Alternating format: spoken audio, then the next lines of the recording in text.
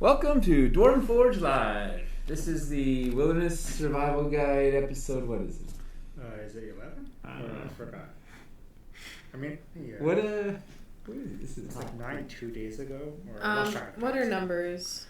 What episode is it, Mace? Help us out. I'm gonna find out real quick, Right, but what does it matter? We're in the Wildlands, and tonight we have a special episode for you because we are joined by Daniel K from Bekonix. Hey guys, how's it going? Put the headphones on. I can't hear you. Hey Daniel. Hey man, can you hear us? He should be. Yeah, able to. great to be here. Thank you for joining us. We're so excited to finally unveil this Dwarven light puck. Yeah. Before we talk about it, though, we have a couple of quick pieces of homework. What is our homework, Mace? What do we have? What's upcoming? We have, I don't know, what's going on? What's our schedule coming up? What day is today? Friday. Saturday we have Joe. So tomorrow, 7 p.m. is Joe. Yes. So Joe Mancinello will be here, the strongest man in gaming. And he's going to be talking DM tips and why he loves Dwarven Forge. And I don't know. We'll see what happens. Virtual arm wrestling. I don't know. Could be good. And then Sunday. Sunday we have. Let me get the actual live stream calendar Russ, out. I think, right? It is Russ at 1 p.m.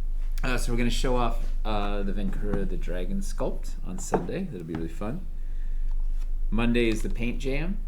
Monday is the paint jam. That's at 7 p.m. Eastern. That's with Hamster and Aaron both. Dueling paintbrushes. Dueling painters. Then Tuesday we have Toby 2 and I live streams. We are rejoined, and we will we're going to be building. We're going to fill a whole table until we run out of prototypes. Every piece we have. Best we can. And then Tuesday night, that night, Stefan does a live game in search of Jerry, which should be wild. And then we're over. We have our final farewells. Oh, so if anybody has any ideas for what we should do for our last 2 hours of the Kickstarter live on Twitch, let us know, and we'll see what we can do, because we're open to ideas. And I think that's it for the schedule. The only other little piece of news that I have is our friend Jim at Top Dog Games just launched his new Stat Trackers Kickstarter, which I didn't tell Mace about this, so we should find a link so we can throw it in the chat. It's Stat Trackers Adversaries or something. It's really cool. They've got all the stats of a monster that hangs on the back of your DM screen, and I love this guy. And Jim is a longtime friend of DF, and it's a good. He's a tiny little guy just doing stuff out of his basement. Well, he's not a tiny little guy. I mean, he's like a one man. He and his wife are the company. We're gonna try and call Daniel back. He wasn't able to hear us. We have a cool little rave music going on. Yeah, I feel like we're back in Slack. Oh no, that's Skype. Is that Skype or is that Slack? It's Skype. Yeah. Hey, I am back. Okay, Can you hear us? We can hear you. Yes, I can. Woo-hoo. It's great. All right, so let's. Right, is there any other news? Anything going on? I don't think so. Yeah, look to Toby. Yeah. Toby, what else is going on? Yes. All right. So it's great answer. Yes. So let's talk about the Dwarven light puck. So first, before we actually talk about the thing, let's talk about Daniel and Bekonix and how you got here and how we teamed up to conquer the universe with dazzling Technomancy. So what? So give us what's your elevator pitch? How did you become a dark wizard of electronics? Like, because you're dabbling in some crazy stuff over there. That's a long and mysterious story. But first of all, thanks so much for having me on, and for really, I don't think probably most people don't realize is this has been 2 years in the making. Yeah, sure. And we've been, Nate and I were on a call a couple years ago, just sort of fantasizing about this idea. And I think the best technology is really driven by those kinds of calls about the things that you really feel passionate about, And for us, this is really about telling stories. And sort of back to history for a second. That's where I grew up, and most of my team as well is telling stories with visuals. So starting in the visual effects field of television and movies and all that, got to work on some great technology for shows, helped start up shows. If anyone remembers back to Babylon 5 and those things. So really got a great experience there. And I think the premise behind what we're doing at Bekonix is it's trying to create creative tools for people to sort of join this idea of art and hardware and software together. And so the Bekonix platform is completely codeless. And this was one of the key things here. Because so wait, hang on. Before we get to Bekonix, how did you get from Babylon 5 to Bekonix, right? And there were like 100 companies in between or something, right? Haven't you launched like 100 different products and like crazy like? Wait, first of all, what were you doing for Babylon 5? And also, didn't you work on something with Star Wars? And wait, you skipped over all the cool geeky stuff. Like, okay, all right. So here's what history, and this is great because in the Bekonix team, I share this history with some of the people there. For example, Ken, our CTO, and I have been working together since the late 90s, or actually late 80s. And doing these kinds of things. So we started with it was a little product called the Video Toaster years and years ago, which was like the first kind of consumerish, but more than that, device to let real people make television. And so we wanted normal people to be able to do these kinds of creative things, right? And I think that's where it started. So it was that, and we got a chance not only to work with regular people, but Hollywood picked it up. We did a bunch of seeding of films. We did a lot of 3D visual effects using our 3D software with it, and that kind of sprung into this back and forth thing that we've been going through. We've been making, like, over time, making consumer products, doing electronics that way that were creative. We did one of the probably the biggest digitizer that was done, a product called Snappy, to let you grab images in your computer well before digital cameras. Wow. And super high resolution and all that. So we kept going back and forth between creating creative tools, creating products. And I think what we decided to do finally, and this is what worked out perfectly with Dwarven Forge, is as we went through all of these products, we really decided that we wanted to make a tool that would allow people who weren't deep engineers to act literally. You're making hardware, the firmware for hardware, making software, but you can focus on the creativity. You can focus on that. And so that was a key moment, I think, for me when I was talking to you, is not just about, hey, here's a thing that does 5 things. It was like, you can go as deep as you want. Well, you can use the presets, or you can go further. Well, go ahead. That's what excited me, Giovanni. You're like, listen, we make toolboxes, like, right? You're like, we want to arm you. You found us on Kickstarter, and you're like, you said it looks like you guys have like a ravenous bunch of fans who are really creative. We have tools for creative people. I think there's a match here, and yeah, definitely, right. Definitely felt that way, and from the beginning.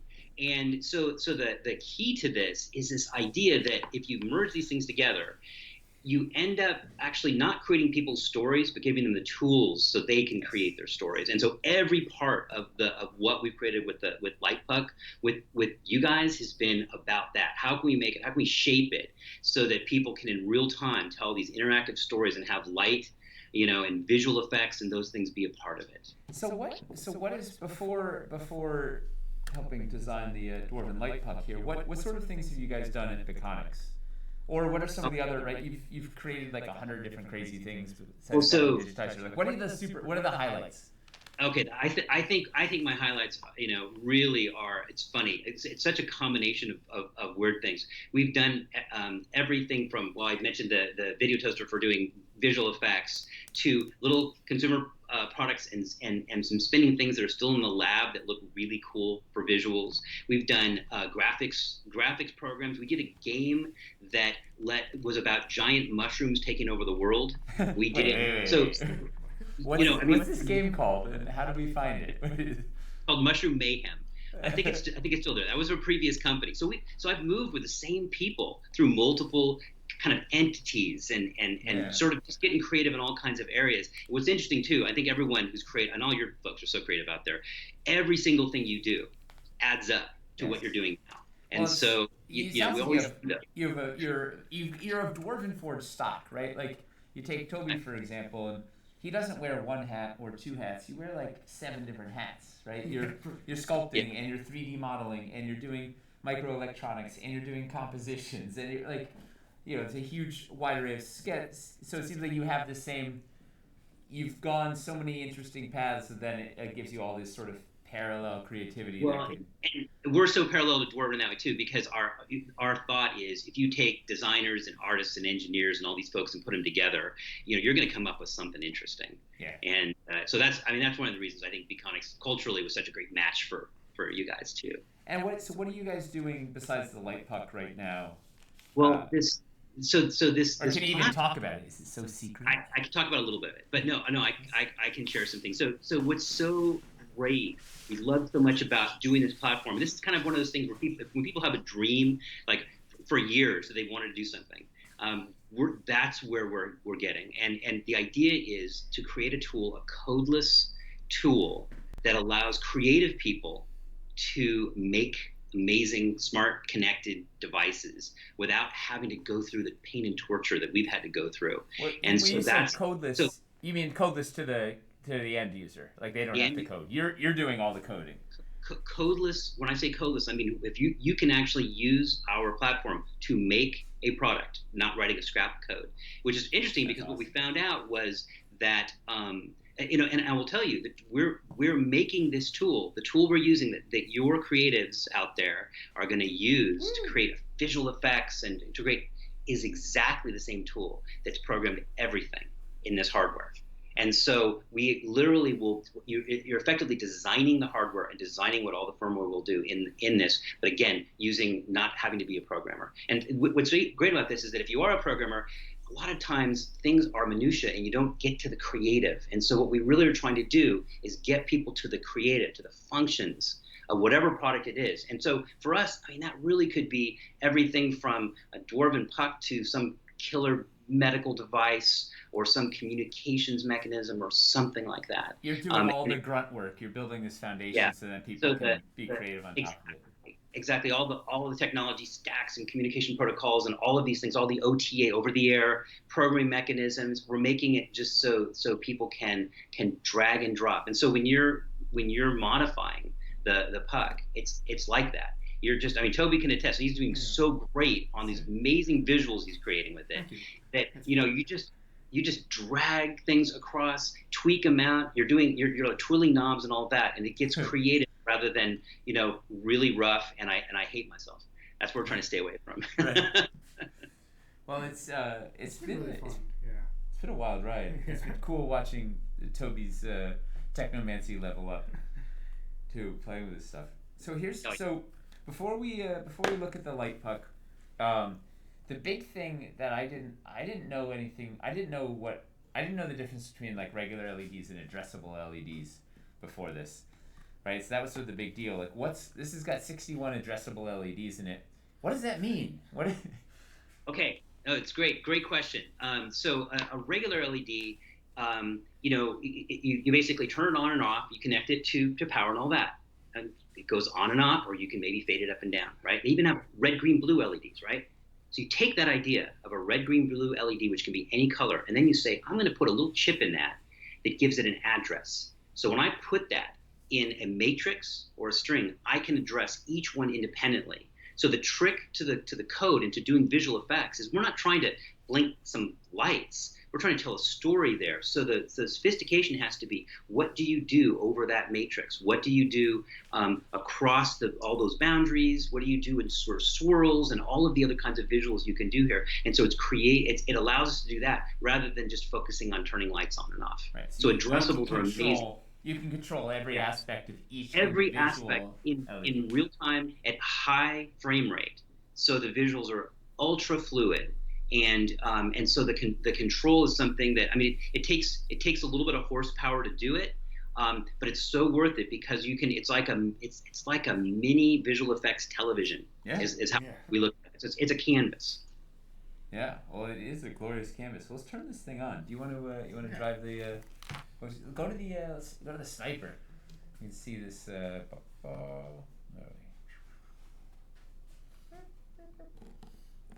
All right, so this is if you guys haven't seen it yet, this is prototype number 1 here, which I think you put this together, right? You know, Toby Did printed it's the the first frame and you one, put the inner me by hand.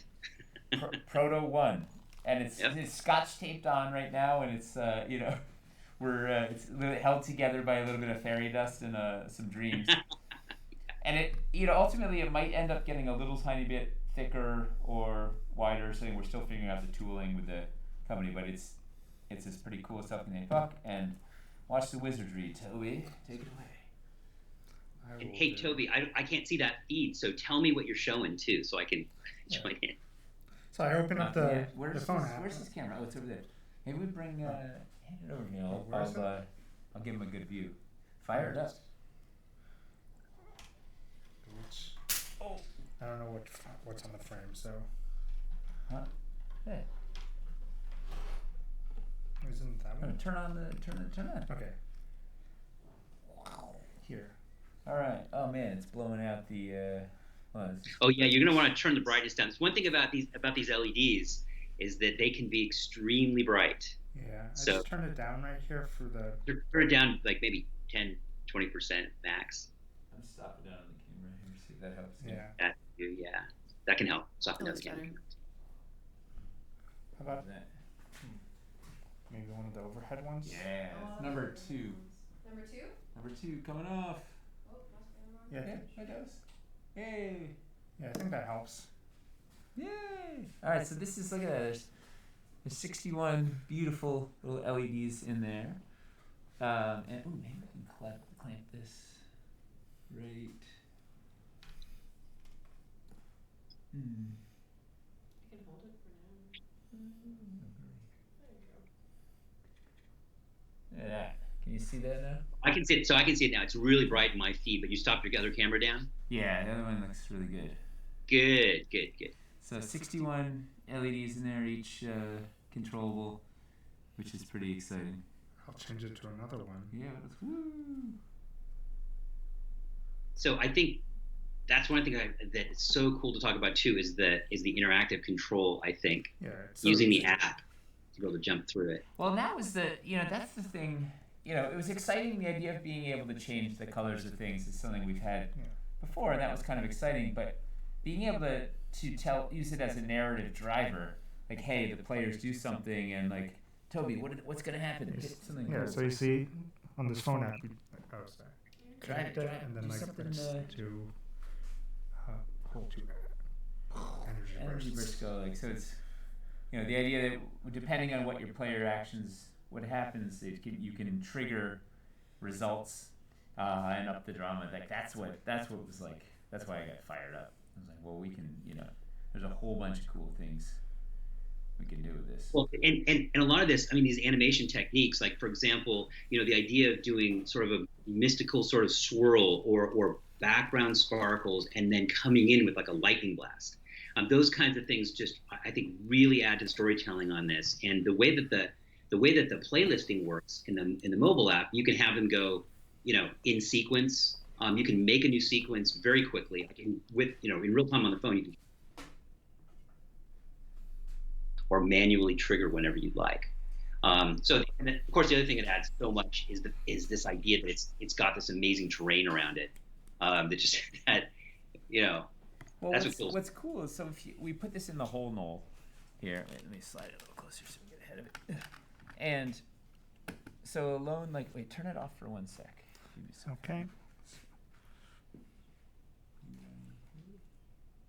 All right, so like it's alone, it's kind of just plain crystal, but suddenly you can change the feel of it by, using just radically different colors can make it feel so different. We can take the same piece.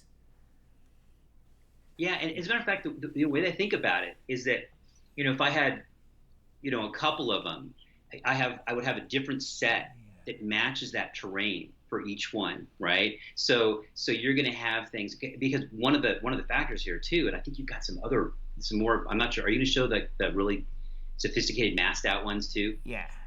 Okay, cool. I won't say that too early. But here's the thing. So you can have completely different layouts. One of the things that we did is we created a geometric layout mechanisms so that you can choose exactly which LEDs are lit, put them in completely different groups, and divide it up. And so in this case, you need one, you need a particular set of LEDs there for a different terrain piece. You may have it set up differently, and on a different light puck, you might have a whole different set of programs run that particular one.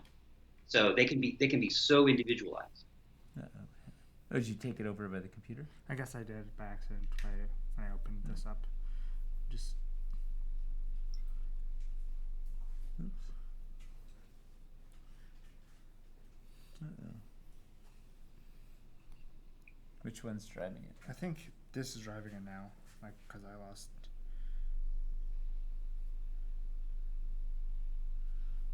Oh, there There it we is. go. It's. Maybe shut it off on the computer. Toby tried to open up the computer to tweak. I just wanted to show the whole, like, being able to select, like, LEDs and stuff. Yeah, like well, we gotta show people how it works before you show. Yeah, you, my bad. you take all the. Yeah, I'll just close You're this. jumping right to level 10. We gotta fight some goblins first, and then some orcs. My bad, sorry. And then like an ogre, and then. Calm down. Yeah. Right, so we can like. So Toby programmed these a variety of these cool bits, and so you can put different, right? Just putting a different cover on it changes. Like you take the same light pattern and throw a different cover on it, and it's cool. Or you take the same cover and put different effects under it, and it feels like the same thing looks. So Nate, so different. Yeah. What I love about that one, so that That's Toby's patented. What does he call it? Energy pool, energy burst in the pool. Yeah. This one. Super love that. So Toby, I'm not sure which screen that you're on in the software, because I can't see that. But on the layout screen, you can really show us how you can group like the outside of that where the cracks are. Yeah. Can be a completely different group and have different visuals simultaneously with the inner part. And one of the things that we're really proud of on this is that this kind of programming where we're doing things asynchronously on multiple tracks, we can have 21 different tracks of things going on with different groups happening at once. So you can do some really sophisticated visuals with that and divide it up. So the grouping, the geometric grouping, and it uses the geometry of where they are to run those effects through as well. So we're actually looking where every pixel is. Especially the ones that we showed off with the Codex fault, that used a lot of the groupings. Like Nate ran a game, what was it, on Wednesday? Yeah. I think so, but Yep. we had the Codex fault, which has like This one. So this is a great. this one. So Toby programmed this thing up for the game. So this is showing this is an example of sort of mapping the exact LEDs. So he had this. Grouping it out like that, yeah. So like, he hit a little thing so you could glitch it. Like if you hit it, you could. Oh yeah. Make a cool glitch, or better start shutting down the quadrants. As the players did one of the things, you could shut down each quadrant, so they get closer and closer, and then gets to the big blow up at the end. All right, so he programmed this thing together just for the game. Right, and then you could turn them back on. Oh, this is the evil. When the dragon comes out, she had like cool evil glow under it. And then turning it back on, you could do like one quadrant at a time as the players activated stuff. We could activate each thing, and then the whole thing goes back on and powers up. Oh yeah. So it just gives you such cool like visual rewards when you do a thing. It was like, oh, boom, boom, boom, boom. He programmed, and this was because of your grouping. He could select the individual LEDs, turn them off. We have them all mapped to this thing, and it's awesome. And this, like this, it comes back to the fact that the storytelling aspect of this is so critical. You need to be able to do that. You need to be able to take aspects of this and turn them off or have them do something different. And for us, it was about how do we do all of that, which is some of it's pretty deep technically, but and not make it be deep from a user experience standpoint. And that's really the challenge. So watching Toby work with this has been really great jumping in and being able to handle, all of these different grouping things and that kind of stuff. And it's Toby. What do you think? Pretty. Yeah, at the What? beginning, it was great to get in, just play around with all the presets, but after understanding how to change the settings in the presets and then the groupings, I really felt like I can express exactly what I wanted to show. Like Nate said, oh, have this happen, this happens. Well, it was using we the could have a settings, discussion yeah. and say, hey, in this part of the story, the PCs are going to do this. We want to have a thing that looks like that, and then it's going to escalate to this, and then it's escalate to this. So he did. So Toby programmed for the first game. He put together. We had the Oracle pool, and so the idea was it's supposed to be like this magic pool that you could look in. But when they got there, it was a little. It had some turbulence in it, right? So there's some stuff moving in it, and the players had to calm the Banshee Queen down. But every time she got worked up, it would trigger a little bit of lightning. So Toby set up so I could just hit this and boom, trigger some lightning. Every time they did something, I just hit the lightning button and boom. And then if she got really upset, he had the red lightning in there to we could really escalate things and then go back. And then when they could finally calm her down, boof, there was just we could get the tranquil mode. So it was really fun. Story-wise, I could just, to show their progression of how the role play was going, you could just trigger the different things. And then when they finally got the pylon sorted out, whatever, and got to activate the portal, he had a really cool thing for them to look in and see their vision. And it was really, it paid off. Sort of each story beat got paid off immediately with a thing. And it was they'd be able to go in and just sort of tweak it and be like, hey, it needs to be bigger, Toby. It needs that, more lightning, red lightning, get crazy. And he's like, okay, boom, boom, boom, and do all these things. It's amazing. When we were first talking about this, one of the things that I remember was that we were trying to figure out this balance between giving people something which is just works and that's it, and what level of creativity can we do? And what we ended up with, I think, is great, because it's, if you want to just get on there and because it's going to come with a ton of stuff, and just use those, you can do it, and there's just tons of great things. If you want to go a little deeper, like you mentioned, changing the color of lightning, so that's blue lightning or a really awesome passion fruit colored lightning is really good looking, right? That's not a statement you hear every day. The rare passion fruit colored lightning. Someone has said that. So those things, like that kind of creativity, super easy. You go in and you change the color. It's really, really simple. But you can go to whatever level of depth you want on this. And we kind of haven't talked about this part, is that with this we're doing this stuff on the cloud so people can share it too.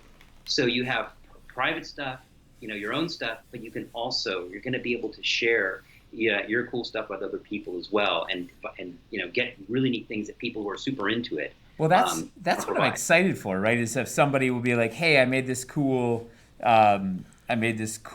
fireball effect, check it out, and then you can download it, load it in, and man, it's there's suddenly this cool new thing you can put in your arsenal and use on your game table. Especially if people have stuff for specific magic items or spells or whatever, they can make these things and share them with folks. It's gonna be really neat. I'm excited to see people make programs of pieces that we didn't think about how think about working with light puck. People are gonna go nuts when you guys get your hands on this. It's gonna be out of control. Social media is gonna explode because it's not gonna know what to do with these light shows. So before, I'd love to, if you're up for it, Toby, have you do some on the fly. He's already getting me. Let's see what it looks like. Put it on the fly. Do some tweaking and show people on the fly. But before we do that, I'd love to see if we have any questions before we dive into showing how you could program this thing. Let me fix the ISO on this. Look at this is Toby's bubbles.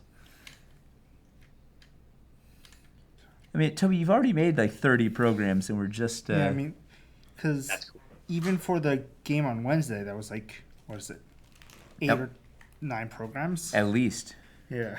One of the questions we have is, would you be able to program it so it has a letter or a number or a hieroglyphic or something? I think to some degree. You're limited to the LEDs are in ring shaped, so they're going to have to you're not going to get be able to get perfect You show lines. the symbols. Oh yeah, that's a good one. Something like that too, because whatever you can do with those LEDs, right? With that matrix of it, you can get away.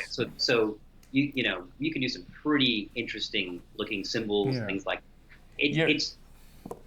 You're probably not going to write your name, as I'm thinking, but in terms of cool symbols and stuff like that, you can use the groups to isolate which LEDs you want to have on. You've got you can sort of see all the LEDs there. You can only use the LEDs that are there. So if you can spell something in that, you could conceptually. Plus, if it's not English, there might be like circular runes. Yeah, and that works. It could be like a cool rune effect or whatever. Like squares and pluses and various kinds of shapes. You can get in there. For sure.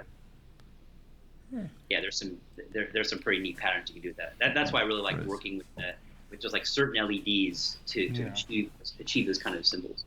So, do we have any other questions before Toby goes crazy? Would like to know if the puck is waterproof. It is not waterproof. It is not waterproof. No, do not put it in your bathtub. It is. It's got. In fact, it has some vents on the bottom. I just can't see because it's so dim. But it's got some vents on the bottom for help air circulation because we didn't want it to overheat. Although it hasn't generated any significant heat yet. Yeah. And this is. I think. How do you restore it? Factory was a little bit worried about that, but yeah, it's also I believe the brightness was also limited in this one, right? Well, right now the brightness is at like 20% or something. It's turned down. The hardware. Oh yeah, there's a limiter. Yeah. What else? Phones. Another one was, can you control multiple light pucks at once with the app, and is the app available? The app currently is available. I'll just download it off of the app store for free currently. Yeah, just so I'll insert here. So we're kind of soft launching right now. Yeah. This. So the app is, but our official launch is actually going to be in November. But yeah, it's the question is control multiples. Well, the way it works, you can control one at a time. You can switch from your phone very quickly. And so one of the questions, or one of the things about it is that you might have some of these, horizontal, flat. You might have some that are vertical with different sets of programs, and you can swap between which one you're controlling on your phone. Is the API of the app open so that it doesn't go out of it doesn't outgrow itself with years coming? So the firmware that we've designed for this is actually really custom firmware, but what we decided to do is work on hardware, which is some really good hardware. It's actually the Nordic NRF52. So people who are familiar or good coders and get in there and know their Bluetooth and their BLE and all that kind of fun stuff could actually get in there and make this do whatever they wanted to do. But I think our system is actually very, very custom with all the UI and all of that kind of stuff. So yeah, we make a good choice, I think, between trying to make use hardware that would be easy to develop for, but that's exactly what we've done. We've developed software that really takes advantage of a ton of stuff internally through the UI. So if I answered that. Yep, that's great. What else? What else do inquiring people want to know? Will the fog with the fogger mess it up? It shouldn't. No. I wouldn't put it. No. I wouldn't put it directly on top of the fogger where you could blast it into those ports. It'll be fine. But being on the same table together, it should be fine. Yeah. Does it come in any of the pledges that we offer for the Wildlands? I'm glad you're asking. So we didn't put up the chart yet, but at 3.1 million, if we break 3.1, a light puck is going to go into Titan's Tooth Glade and into Wyverstone Peak. And that means if you have the Wildlands Untamed, you're going to get 2 light pucks, which is bonkers. Yeah. But you don't need to stop there. You can get 20 if you want also. Because I'll tell you, we are for this Kickstarter, we're selling it for $99, but when it gets to the web store, it is going to be significantly more. We're giving you guys the Kickstarter a chance to get this thing. be the first to get it at a very low price, but it's going to go up to probably $135 or something in the web store. Crate Kaflar would like to know how long of a sequence you can program on the puck. If I answer really long, I don't know that that's good enough, but it's the way it works is because we basically compress the data, and there's a lot of algorithmic stuff going on. You can create loops in there. I mean, if you want to get sophisticated, these things can go on forever. They can go for a really long time. Well, it can chain, right? You auto chain one to the other. You have a timer, so you could say after 15 minutes, go to the next program, go to the next program, go to the next program, and those, they can be 10 minutes long or something, right? Can't they? Oh yeah. Yeah. I mean, by the time you're doing various loops to things and back and forth, you can make it quite long. And then that's just one light sequence, and then you can basically in your playlist have multiple Just of those. chain them all together. Yeah. Yeah, and then depending upon the size of them and all of the complexity and all that kind of stuff, you can fit a whole bunch of those on an individual light puck. And as I said, if you have a second light puck, you can have a completely different set of visual effects on it, light sequences, and then you can swap back and forth and have one doing one thing and then swap over and do something else. Yeah, it's going to be. I don't even know what people are going to do with all of these once they get their heads on it. It's going to be really. It's going to be pretty outrageous. Does it come? Oh, sorry. Yeah, go ahead. It's a joking question, but does it come painted winky face? That's Rabbit Burner. Oh, Rabbit. It comes painted beautiful white, and what are we gonna do? I think we're gonna try and do black on the sides. Oh yeah. Rabbit, for you, we'll sell you a painted one for only $200. A special discount. What were you going to say? So I think that the prediction I have with this is that especially after watching everything that Toby has jumped onto on this and sort of that creativity, that this will by far, looking at what people do with this, will surpass what we can imagine. I mean, I think that's like the best compliment when you make technology. It's like Well, when we make like a blow you away piece, people do some some interesting things with our pieces that we were never expecting, but this is programmable and customizable at a whole there's it's like if we could break our piece into 100 little pieces like Legos and give it to them and say, okay, you can build this, or you can build 1,000 other things out of these same little things. There's so many. I don't even know where it's gonna go. Yeah. It's gonna be bonkers.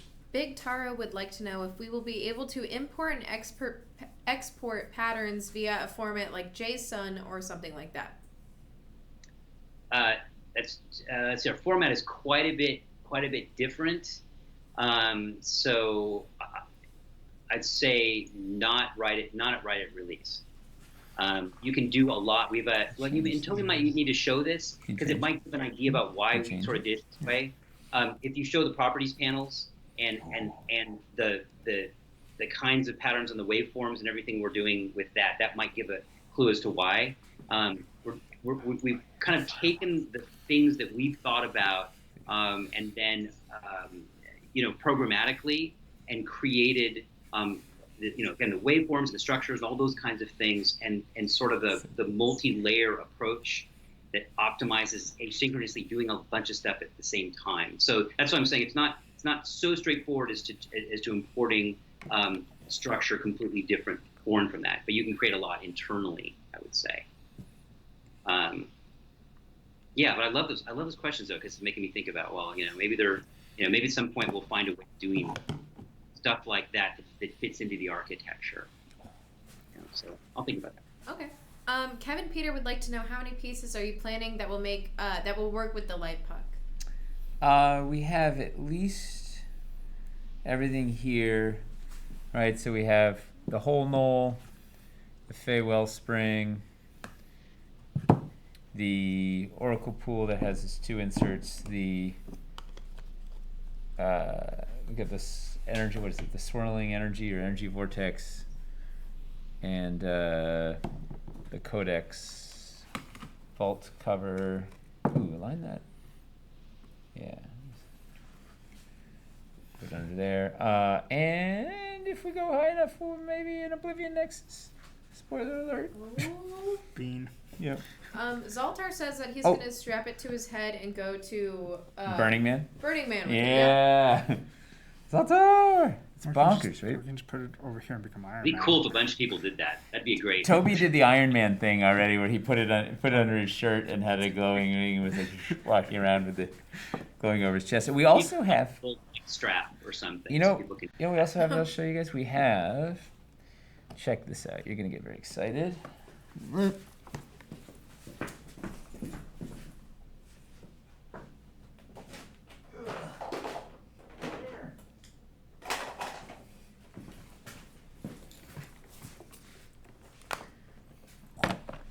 So thanks to the Fey wellspring, which is completely flat up here, you can use it to pop in any of your like translucent pieces that you already have. Blast that with something cool. Okay, so a group right in the center just for that piece, right? And then everything else in a different group doing something completely different. That would be a really good visual for that. Turn up. Yeah, we're gonna do. That'll be our program challenge in a minute. We can get Toby to do something lively. Yeah. Well, so and the thing is that you all are going to be able to share Turn up the. with your, with all Turn up with the everyone else right. out there, the programs that go with these combinations too. Good So point. people will have those on. This on there. Ooh, look at that. This is the Eldritch Pool insert from Dungeon of Doom. Could throw that on there. And of course, you could also put it on. And I can never get this one in. Yeah, you can put it right on the crystal if you want. You can. We got. All right, Toby. How about for the fountain? Okay. This is the fountain from that was City Builder, right? Yeah. Was it or Castle Builder? No, it's a Castle Builder one. Huh? Fountain. We've got. All right. How about Summoning Circle That needs something from Cavern Steve?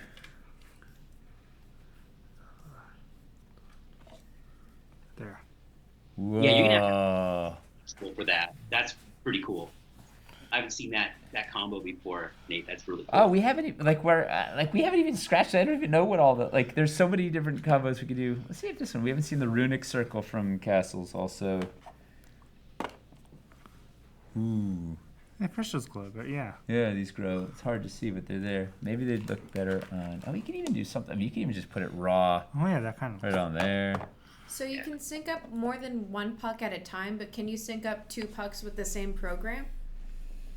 I don't. Not yet, right? How about Yeah, not lava? yet. That is an awesome feature request. And I'm not supposed to talk about any of those things. Okay. He's neither confirming nor denying.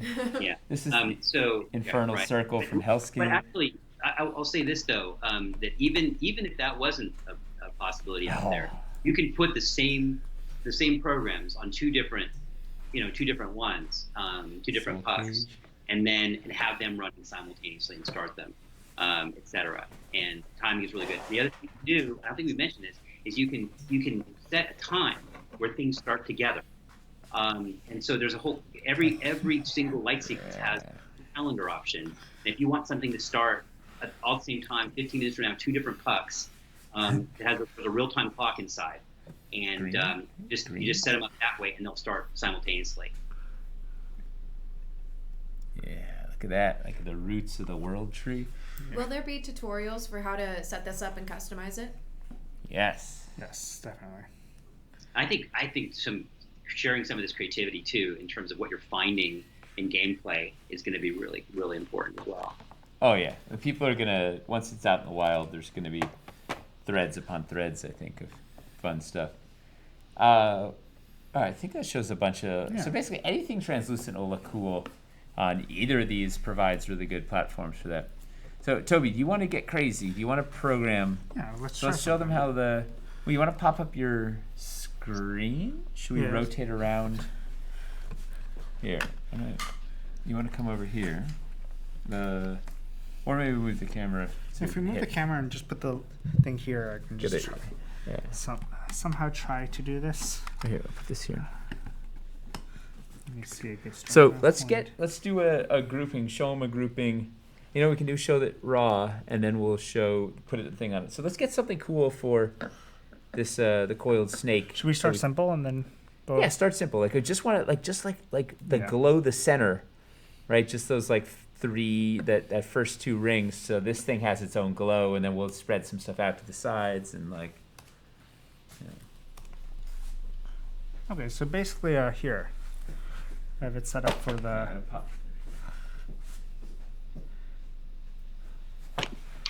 So here is what the editing part of the computer version of the program is like.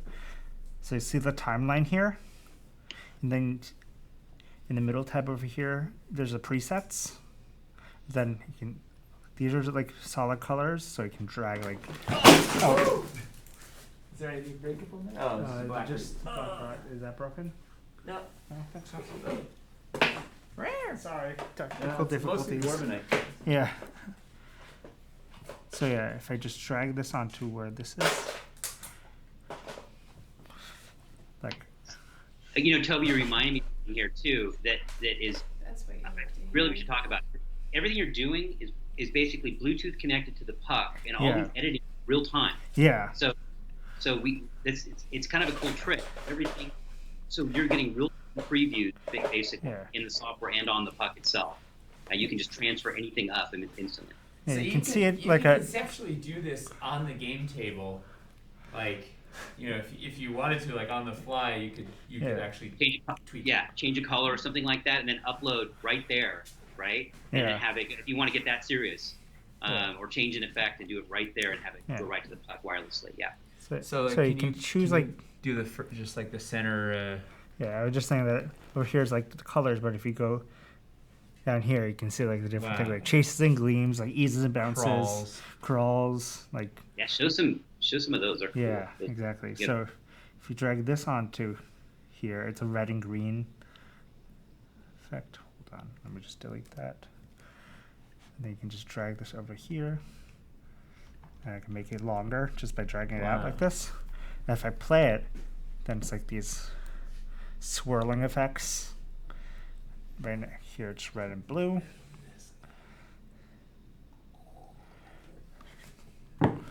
So, and what's kind of neat about this too, so you're showing one track, one visual, and if you wanted to layer another, like you want to take that and then put some sort of sparkles on top of that, you make another layer, you know, add another little track, and pop those on top, and you can have up to actually 4 of those on a particular group, and then you can have multiple groups. So it's some of the visuals I know you've done have been, you know, one multi-track.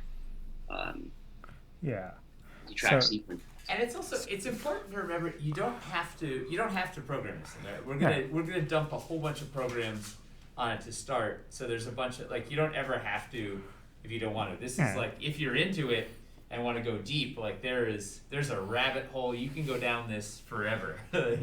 Yeah, so you're totally right. And so one of the ways to think about it is there's going to be a ton of sequences out there that people can just use as is, have fun with those and do playlists and just have creative gameplay with that. The next step is all of those projects, all of those light sequences, you can load in here. If you want to just change one aspect of it, super easy. As a matter of fact, if Toby like double clicks on one of those tracks, you can immediately see, okay, I can change the color if I want to. Yeah. Or let me try a little knob here or something like that.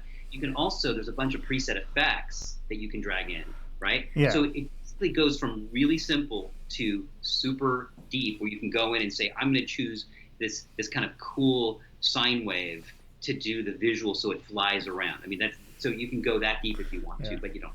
Here's the layering of the two effects. Turn the brightness down. It's like my bad. too hot for prime time. Oh, that's something. Which is a testament to how bright this thing is. It's like change the brightness right on the UI there as well. The brightness slider. You can pull that down. Yeah. So this one is when you drag Toby in real time across that, it's going to update the puck as well. If you're awesome. Yeah. See, I'm dragging it like. I feel like a DJ. So for this thing's battery, is it rechargeable? How do you replace the batteries? It has a micro USB port, and I don't know how many hours it takes to charge, but it goes I've run it 4 hours straight for a game, fine. And Daniel, you said you think you can go for 10 hours continuous? Yes. Yeah. And projecting like 20.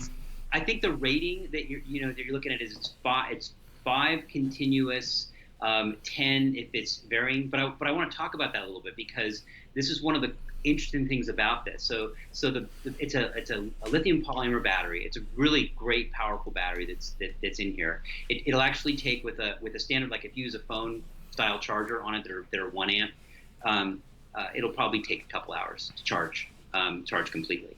And for those of you who are doing calculations there, the battery will be probably about 2 amps or so. So the way to look at it is those LEDs that are in there, when you're doing these visual effects, when you are when they're not all on at once and like all white, which is really not, this isn't a flashlight. This is a visual effects device. So when they are flickering and all that, they take much less power. And so that's where your battery life comes from, is the fact that this is an animating, subtle. There's a bunch of subtle effects there, so it'll last for quite long. But I think that your officially, I think you're saying 5 hours continuous, 10 hours not continuous. And if somebody were to buy this and want to replace the battery with, like, I don't know, a car battery so it could last forever, No. Is that possible? No, it's getting all this stuff in there is like Bekonix did some serious Tetris magic to try and get all these components into something this small. Because we're like, it's got to be smaller. It's got to be All smaller. right, It's keep got to your be smaller. Jeeps intact. No, this battery is done, and also I think you can. Will it work if we just plug it in directly and run like that, or? You can recharge it. So through the micro USB, if you have a jump, one of those USB USB power packs. Yeah. You charge it that way. You can keep it going. There's ways to keep this going for a really long time. Yeah, but it should run for your whole session, no problem. Is there a way to also sync up the lights with like a music or like MIDI app or something like that, so they could have it in sync at once? I'm going to answer that. Not currently. Okay. Good answer. Not currently. So, all right. So, Toby, you want to do some programming? Can you do a thing? Like, let's start with just the center, so we can do a cool thing for this snake. So we just get the center of the snake doing some magic. Cool. So basically, I want to go into the groupings now. Check this out. Hold on. This is not the setting. So here, I want to go into. And Daniel, you guys are working on like a little thing in this interface so that people can actually see the, right? So they can see the piece. Yeah. Kind of ghosted there, so they can see what. I sent. So this is you're totally right. So I sent Toby some things on this. Maybe you can show in the next few days or so. Actually, wait. Which is. I can just show that right now. Yeah, I was using one that like was an old template, so I didn't have that. But this is actually, I think, really cool, really important. What our idea about being creative with technology is that your visualization needs to be really good. Now, what I sent you another one too, a template so that's the raw LEDs. I sent you another template that actually has the piece in it.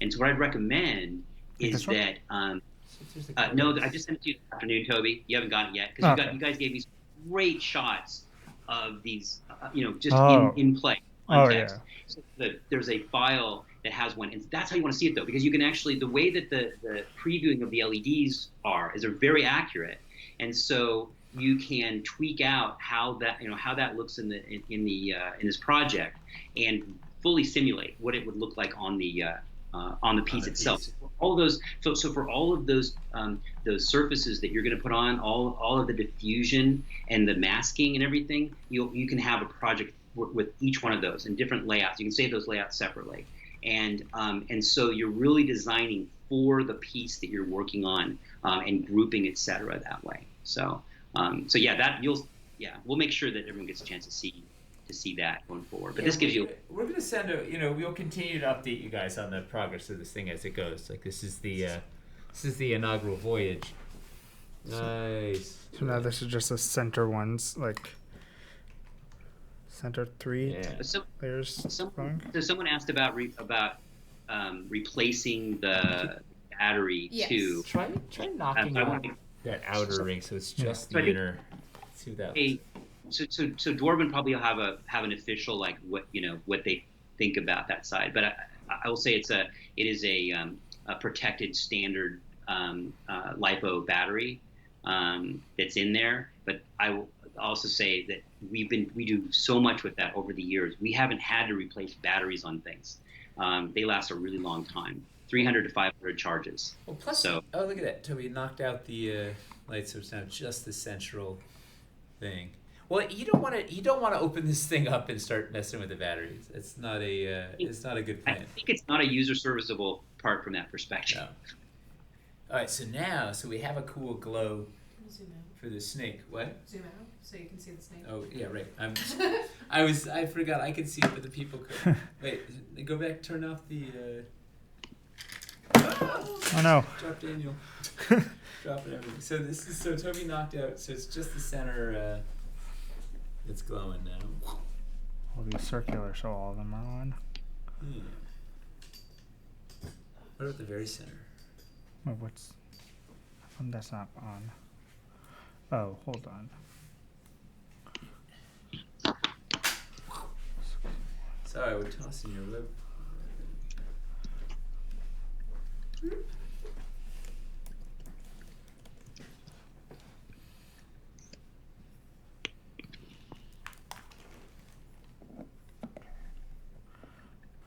Another good point though is you can run this off of power, right? When it's charging.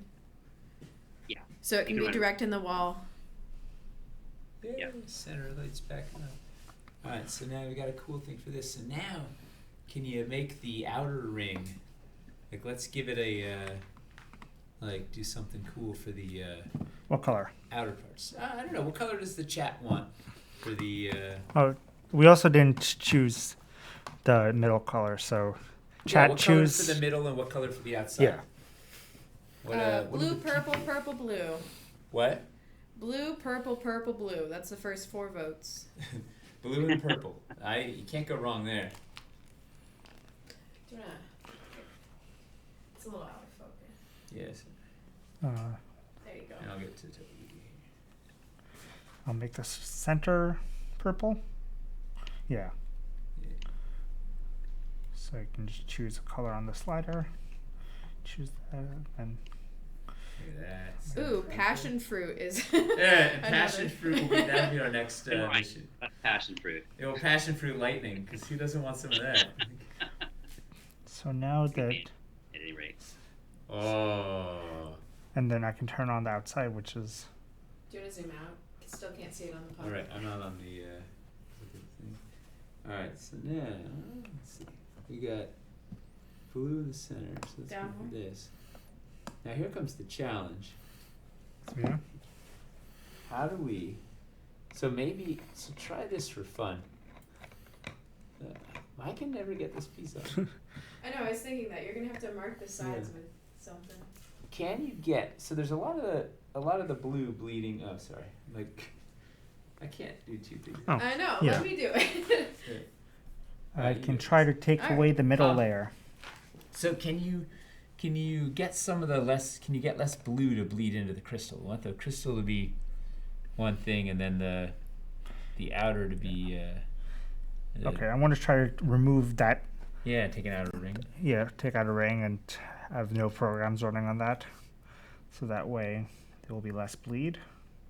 I missed the mark and I have to restock them all.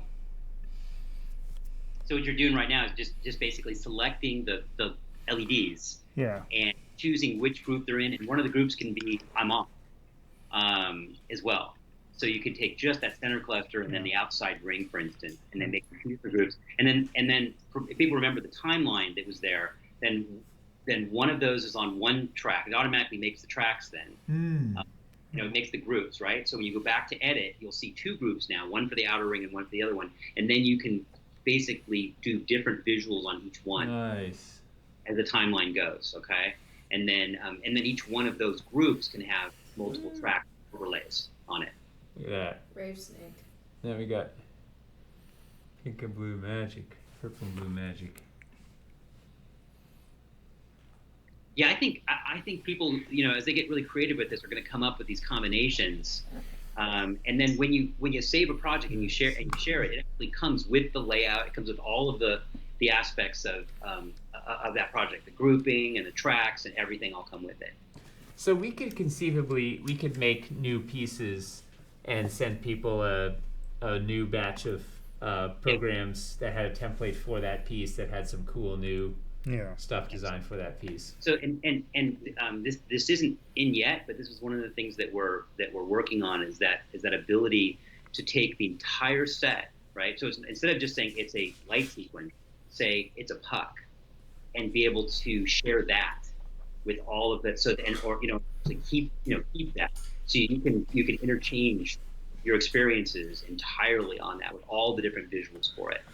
I think that will make it really good. So that will really help in terms of the different, overlays, all the different game steps. Or do you want one that you're going to stand up and have it be a vertical, with flames and stuff coming up? Yeah. You wanted to do that, then that might be a whole different set. A whole other set of vertical type effects. And, yeah. Toby's going full red. What should the outer one be now? So what else? What other questions do we have in chat? Is anybody curious about anything more?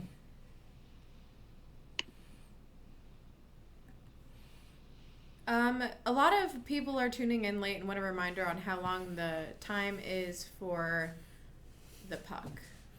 The time? Like how long it will go. So like that 5 hour. Well, we have to do a conclusive test, but we think it'd go for at least 5 hours continuous, and I think at least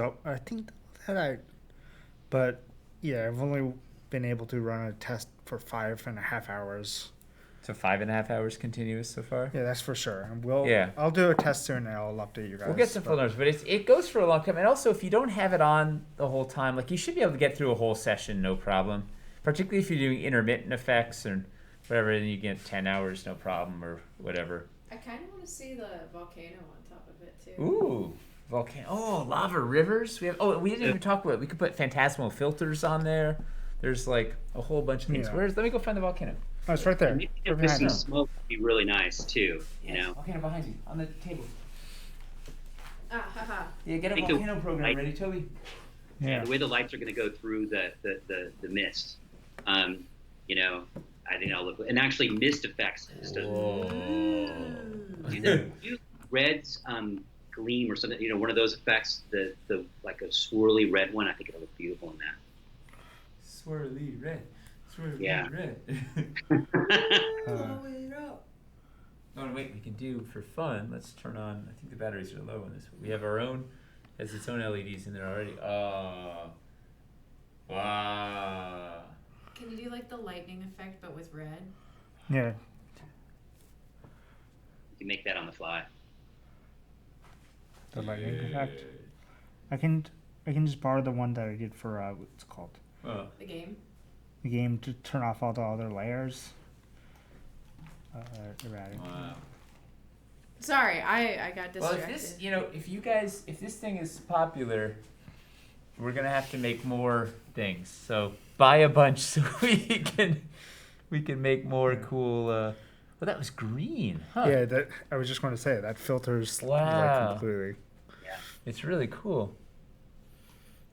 I noticed that I have a green piece from you as well, and first I was thinking that's a terrible idea, and then it was wait a minute, look what it does to the light, and so all the fractures in your just in the way that you mold these, the way that you tool this and stuff, it's just amazing with how the light comes through it. Well, and this piece, Eli went nuts on trying to make as many different facets as he could. This is for the top of the hole knoll, so there'd be some really cool refraction and break it up. It was very intentional, trying to make it having some interesting effects for the light. Ooh, Toby's got a new thing. I'm trying to think of doing a program for like under a lava river to make it look like flowing lava, something. Cool. Yeah. What other questions do we have of this crazy new technology? There is this an upgraded light panel? Huh. It is a whole nother. This is like light years ahead of the light panels, right? The light panels had on, off, and intensity of just white. This is a fully programmable 61 addressable LEDs in a matrix, customizable, trigger with Bluetooth. This is a narrative story driver. What are some of the future products and sizes of this for either Dwarven Forge or like other things that you'd be able to use the light puck with? So I guess sizes, is what they would. The like size. Well, we're still figuring out the exact size. But it's it's gonna be roughly 96 centimeters in millimeters in diameter, and hopefully 22 or 24 millimeters high. It might go up to 32, but we're sorting it out. And then we have a bunch of pieces that we're working on already. We showed. You might have to watch the replay because we already showed like how a ton of pieces work. Whoa! I If want you to slow that down. Yeah. Is there a way to program like flowing movement? Yeah. Yeah. Cool. So Wow. if I do this one maybe, but And Toby, there's actually in that LED panel on the design screen, there's a little secret control that lets you change time. And so it's on that one where you adjust the look of the LEDs, and basically that will slow down any pattern. It will allow you to actually just slow it down. where is it? So right there in the Towards design, the camera a little bit. you know that little in the upper right corner, you see that little teeny control. Looks like a little settings control, not all the way in the upper right, but in the corner of the preview window. You can find it. Yes? No.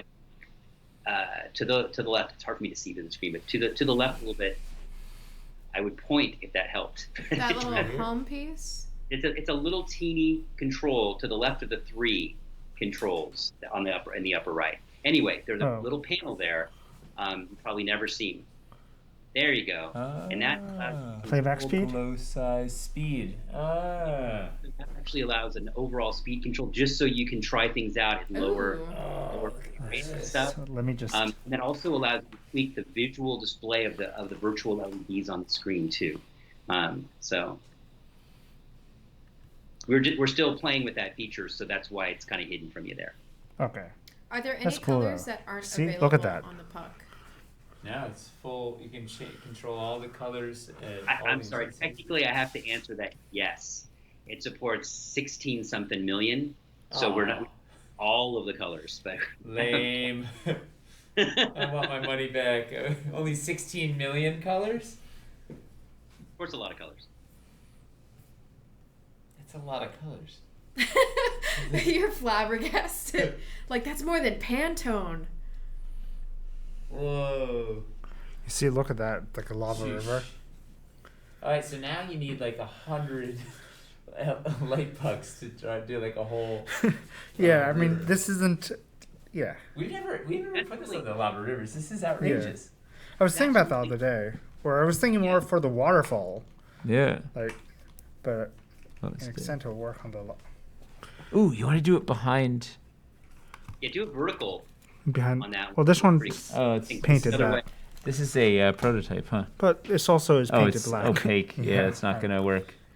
Can I? Oh yeah. But we Right could now. do a. Could do it here if that was a falling. Well. Yeah, and I think with that one, this is one thing we use two tracks for sometimes, is that you have one track going one speed and then overlaying another track. Yeah, so it's like a brighter, faster thing or something. Yeah. Yeah, multiple flows by doing that, and it works really good for mists and for waters, fires as well. And with for fires, Oh, this water. Oh boy, he's getting the majestic waterfalls. Buckle up. Want to change that to Let me just change that People to. have been asking to see this too for a long time. Yeah, to a bluish color. Whoa. there you go. Good job, Toby. That's that cool effect with that.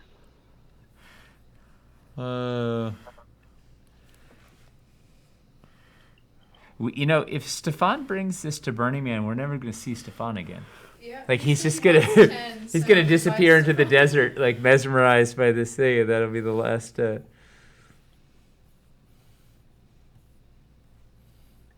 Wow. What other questions we have? Like,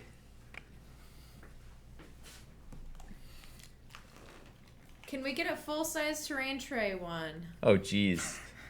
Oh, we would love to make that. Well, that was, He's so cool. it was originally the dream was to try and make a full big light panel thing where we started to start small and see how it worked before we went too crazy. But yeah, if there's let's see how this thing goes. See if you guys buy some. And there's another part of this too. These are modular. So I mean, you could create different sizes, but you can also, if you were placing this in, from a terrain perspective, you could have a few of them. Yeah. And coordinate it. The other thing I was going to say is that because of the way the grouping works, if you did use these sort of as terrain elements, or and you use the group feature, you could really it would really help some of those architectural elements sort of shine completely differently from one another by using those groups. So there's Can that would we be see a good idea. Can we see the color black as a light? Yeah, turn it Black's off. just basically off. Oh, rabbit murder! This does really well at the absence of light, and the battery life is amazing. Yeah. Whoa, it's like that lava fall now. Blood Cliff Falls. Oh, that thing too. I was going to say regarding battery life, because I know people think about that sometimes. So this is a trick that we've used. If you lower the brightness just a bit, it adds quite a bit to battery life. So if you're going to do just an epic, long, super long game, then that is something you can do as well. Well, and this is right now. This is only at like 20% brightness too. Yeah, like it's way low. The thing is really bright. Like it's it's gonna pop on your table. It was blowing out the camera in the live game. It was too hot. I didn't have the foresight of actually turning it down. It was yeah. Can we see the maximum of all the lights? Maximum. All of them at once, all the way up. Oh, flashlight mode. Can you do like just all LEDs? Solid white. Yeah. It's gonna blow up the camera pretty good. Yeah. Yeah. And it's also gonna be deliver to the. Whoa. Yep. Here's the thing. If you're using it like this, you're using it wrong because it's not supposed to be a flashlight. It's Yeah. Wow, it's Okay, bright. Enough of that. It's blinding. And But you could do a cool flash, like just go from darkness and just do like a really blinding flash on a thing. Can For we sure. see- That's really effective to just, because there's a super quick, like, pop, pop, pop lightning effects that are in some of the presets. They Yes. work really well.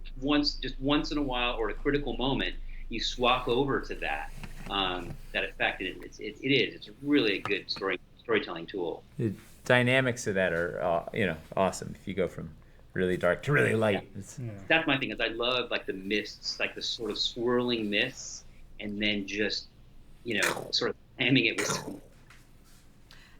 Toby, can we see your best version of passion fruit color? oh yeah, we need some passion fruit. Oh yeah. I'm trying to remember exact color of passion Is fruit. it like yellowish? What?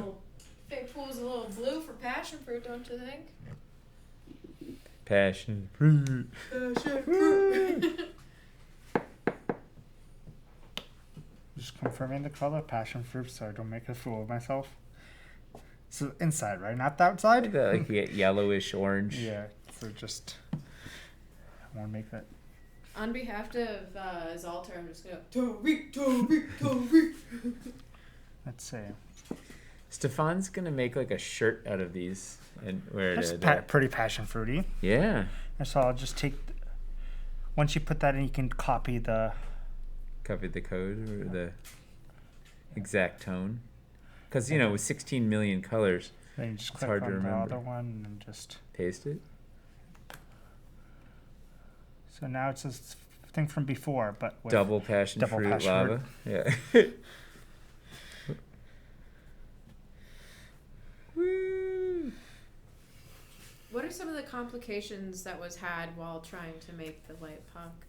Some of the the biggest complications were hardware, right? Finding an affordable LED matrix So there's a lot of different matrices out there, but it was like we wanted to get something that could fit ideally in a 6x6. We were trying to get something that would fit in a 4x4. We were trying to fit, and that had to be affordable, right? Because sure, you can find like a giant, like we were talking to some people to do a custom size array, and it was like that's just when we wanted to try to make the 8x8. the 8x8 panel. Yeah, it's so it was really the hardware was the hard part. Like Bekonix was easy.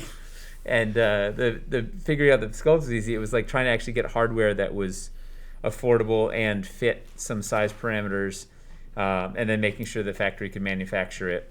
Yeah. But all then the rest of the stuff that sounds hard is easy, mostly because Bekonix was doing all the hard work. Yeah, I was gonna say I'm not sure my engineers would agree on that. There's just been a lot of blood, sweat, and tears in terms of trying to do things with Bluetooth and processors and these wacky LEDs and everything else. Getting everything shoved inside of this was really hard. Can I show the custom one? This one? No, the custom one I did for that works really well. Oh yeah, where was? And even though the dimensions have not been figured out, around how big is it if you had to give a guesstimate? It's going to be roughly this size, but it's it's going to be somewhere in this realm. This thing is. Someone wanted to see this. I think let's put it on the whole null. This is the crystal heart shard. Oh. Wow, yeah, you do a center one. The some kind of neat swirling flame in the center would be really good. Here. How about whoa?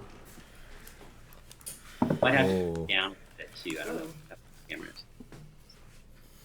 Woo! All right, so Toby did a casting. Yeah, this was like custom, the thing I was using back at the very, very beginning 2 years ago. Figuring out how to do. So it's just basically the base off the LED floor, but I cast it in clear, and yeah, that's a cool. We might have to make that piece. This is the caverns base off floor piece, but the whole thing is cast in clear, so it can go over this. And look at those refractions; they're just bonkers. Also because you can remove, or is that solid in this one? It's removable. You just need to push it from the bottom with a stick if you have one. Hey, Toby, Yeah? just a kind of a fun little thing you might not know about. In the color entry, you can add in, you can type in purple or blue, or just type the word in, and it will come up with those colors. So I think we're gonna add passion fruit. Woo! Nice. Oh, nice. I'm gonna do that, just so you can get to it quicker. Oh But yeah. If you see here, I typed in purple, and there's medium purple or Rebecca purple? Rebecca purple. Who's Rebecca? She's purple. Yeah. There's some. We may not have cleaned out all the personal stuff. Well, I like Rebecca purple. It's it's amazing. I want to choose Rebecca purple. All right. Yeah, let's try it. Yeah. Ooh. It's Rebecca purple. Congrats on your No, seat, it's purple, not. Rebecca. That is Rebecca purple. right in the middle. That's Rebecca purple if I've ever seen Ooh, you should do a color for everybody in the office. it. Ooh. Nate purple. Yeah. Nate purple. Selena Nate. purple. Yeah, Nate purple. Nina Yeah. purple. It's basically just purple. It's just a ton of purple. Nate and Mace's purple. Nate and Toby's purple. It's still the same color. yeah, well, yeah. As long as it's purple, we'll be okay. Yeah. Nice. What else? What else do people want to? What other questions do they have? What else is? Can you change the brightness of individual LEDs instead of just all of them at once? Yes. Yes. You can, when you're grouping them out, or you can You want to have show each do program have a a group knock down that outer rim. Or, yeah. So you can just in the effects itself, you can change the brightness.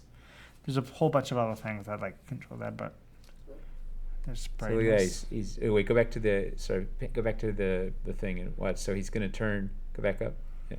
He's turning the outer ring brightness out separately from the inner. Yeah, you can control Yeah. all the aspects actually, of all the LEDs. Those kinds of things, what you're doing right now is really important too. That that wirelessly, as the puck is in the environment, you can make those creative decisions, and just sort of tweak it right there and change that brightness, bring it down. I personally like the really subtle colors a lot of time as well, and so, just sort of a mood, and then use the dynamic range for when the tension's building. Just have a real story arc, using the brightness and the speed and all that, and all those are just dials in there as well. Does this thing cure cancer? They're working on that. That's Not yet, really. Well, if laughter's the best medicine, perhaps this will help provide enough laughter to cure cancer. Is there a unicorn white? Oh no, another custom colored hat. Unicorn It's like white. It's just the whitest with white. slightly pink tone to it. No, it's just a flashlight. You don't have to give it any. It's just a coolness. flashlight. No, it's got it's a hint of rainbow. Yeah. Oh, it's like Toby's trying to make unicorn white. I'm making unicorn white. All right, let's No see one can it. stop me.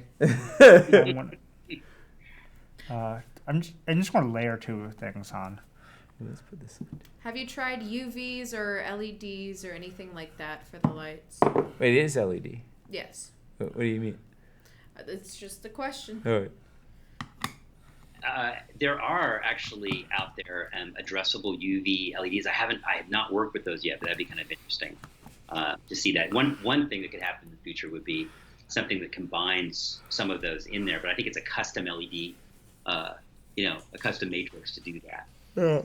But that'd be kind of interesting. Get it pricey. for all the rave kids. It's a really cool idea, because one of the things you could do is you could make that be a separate group, and whenever you want it to flash up in trigger UV, UV and reveal something. Yeah. Exactly. So that's a very cool idea. There's the closest you'll get to rainbow. There's your unicorn. My father would like Leprechaun Gray if he'd be so kind. Leprechaun Gray? Yeah, he just unboxed also some Dwarven Forge he got today. Woo! So is Leprechaun Gray like a dead like an undead leprechaun? Yeah, No, we he's need just more a info leprechaun on that's this. like has serious depression. A sad leprechaun. He has a pot of coal, Yeah, a pot of coal. and the rainbow that leads to it is the monochrome. It's just like just a grayscale rainbow that goes to his pot of coal. Unlucky Charms. Let's see a nice rich green. What do we got? What's for best stepdad ever? But it's gray. He wants gray. He did say Oh, gray. yeah, gray. He Right, said right. gray. Gray is How hard do to you do. do gray? There's Like- either have. We've got 16 million colors and gray isn't Well, one. you can do white, but not as bright, Yeah. and that's gray. Dim Exactly. white. I was going to say gray is not as bright white. Right. So you can just do that, and then just turn the brightness all the way down. Here, Lower it down. gray. Great. Let's see a green though. Let's see a nice rich green. We haven't seen like a nice. You might bump the blue a little bit. That level.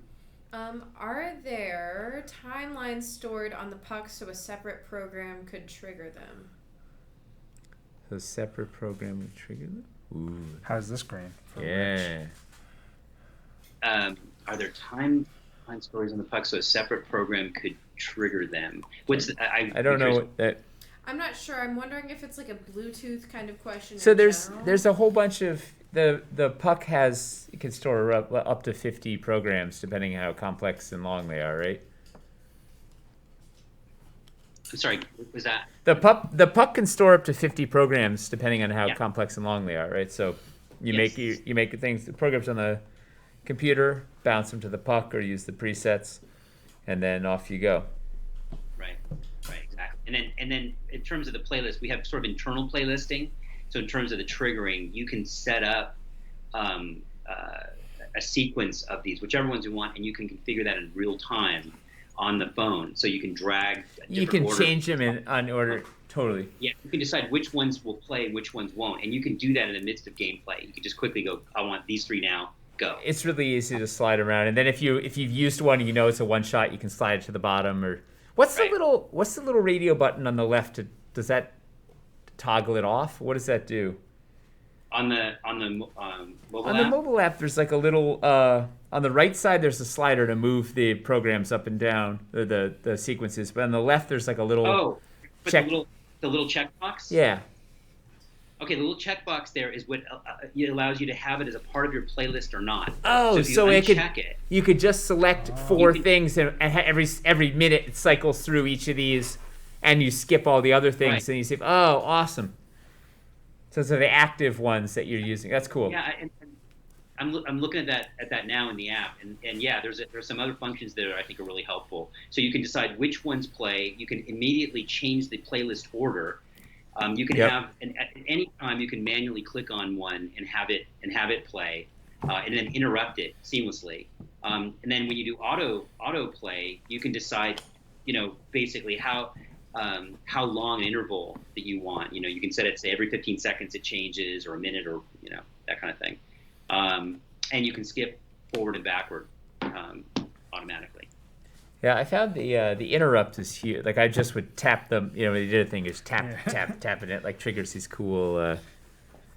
It's really fun. It's having used it on the table in 2 games now. I can say like it is awesome. It's so You have the easy power to of a use. god at your fingertips. You're just like doing this thing and it lights up and it's so cool. Ooh, is there a preset for one to randomly swim in the pool? So if it was like a red light bouncing around a pool of blue. Ooh, we don't have a swimming Kinda like a red pool. fish, but there's some cool pool effects. Toby did some cool pool. Oh, something swimming around, huh? Yeah. Trying to The think lonely about red dot swimming around.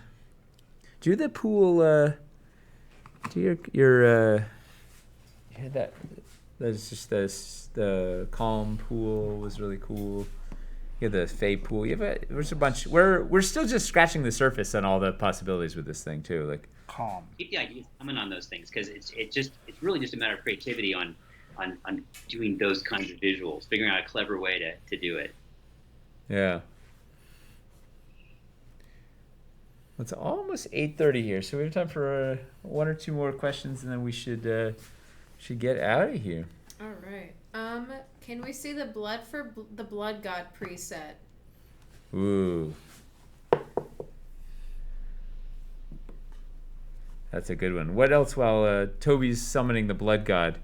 What The blood. I mean, there's that red gleam is pretty cool. Red Gleam or the Venkura thing. Yeah, was- Venkura, that's good too. Where's Venkura? It's so What much about a cooler. laser puck? Oh man, someone might hurt themselves with a laser puck. Or That's- have a really cool light show?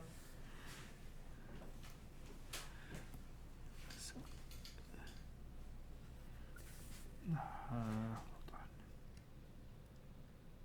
I can't read apparently because I can't find the. words. Venkura's near the bottom, middle.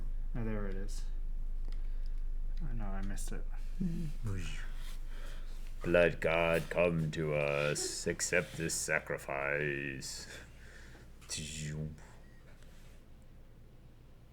That's a cool one. It just starts over. I think it's a. Blood god looks really good under Codex Vault. That's prime blood god right there. All right, one more, and then let's call it a show. Can you make one light turn on randomly? Yes, there's a. What's called- Firefly does that, doesn't it? Yeah, Firefly does that. The sparkle setting in there kind of like basically has a random lights. Yeah, pop that up. Sparkles. And one of the ways I like to do random as well is by having one track with sort of randomness on it overlaying another track. Mm. And that way you can decide, sort of levels of randomness and mix of things like different colors in there too. Yeah. What was it? Hey Dana, didn't you win an Emmy? Yeah. What was for that? What was that for? So it Was it the blood god? Was there something involving the blood god? So No, nothing. unicorns. No, we just really, in a way, helped change a part of the way that Hollywood technology worked for visual effects by making it so that all these new people. As a matter of fact, I'll tell you a story that the one who did, there was a show called Sequest, and the guy he started off as one of our users. He was a swimming pool cleaner by day. By night, he was busily using our product to create amazing effects. And even the Ron Thornton, who the late Ron Thornton, who basically created Babylon 5, these people were working, you know, they had access to tools that they couldn't get access to. And I think what happened, we got a award for that. We got Primetime Emmy Awards. We got to go sit next to, you know, George Lucas and all those, because we really changed who could do this. Kind of our theme has been for a long time democratizing technology, or democratizing television. You know, democratizing these kinds of creative endeavors. So yeah. Well, now you're democratizing dwarves, so it's a good way, putting the power of light, the power of a god in people's hands. Well, really, the reward for us has always been about what, you know, we try to make something that lets people do really cool things and really creative things. So the reward for us is what people do with it. And so already, and that's why I'm so excited about what you're doing, what Toby's doing with this. It's like, you know, I can't wait to see what your crowd does. Yeah, we can't either. Yeah. Cool. Well, I think that's gonna wrap it up tonight. Thank you so much for hanging out with us. Oh, the Emmy and then not also bring up the other film. Oh yeah, didn't you do something with Star Wars? Yeah, which Star Wars were you part of? Okay, so unfortunately, Phantom Menace was one of them, which is not our favorite. But here's the thing: technology that we had, it was a company called Play, and the 3D visual effects technology that we had at the time worked on that. It was actually really fun. So all of the spaceships, the Planet Naboo, let's see, I mean, just tons of things like environmentals and all that was done with technology that was a part of our company.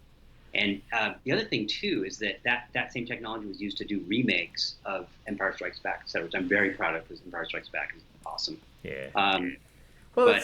The technology, yeah. I mean, you know, technically, Phantom Menace is very impressive. So, you know, there was a lot of cool groundbreaking effect work. Like, story aside, it was, but like there was, you know, it was pretty, and the sound design, like in that pod race, and like that's pod racing. Yeah, that was awesome. So dude, that was sound.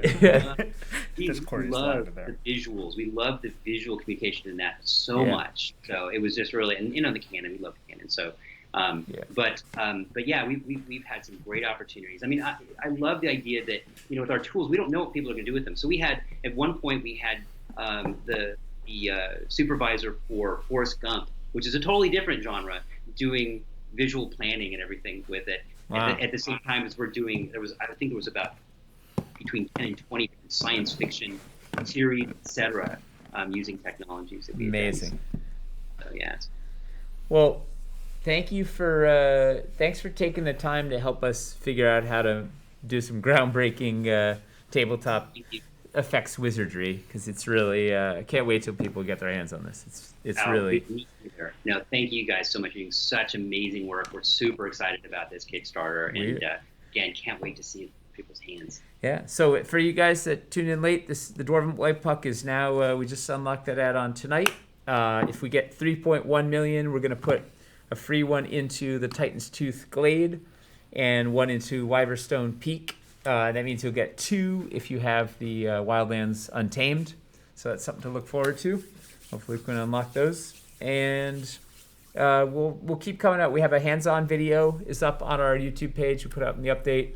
And we'll keep updating you as Toby finds new cool programs and as we play around, as Daniel improves the UI and add some features and stuff. We're gonna, you know, we'll keep you guys posted, and can't wait for you to get this and play with it because it's bonkers. And join us tomorrow night at 7 p.m. for Nate and Joe Manganello.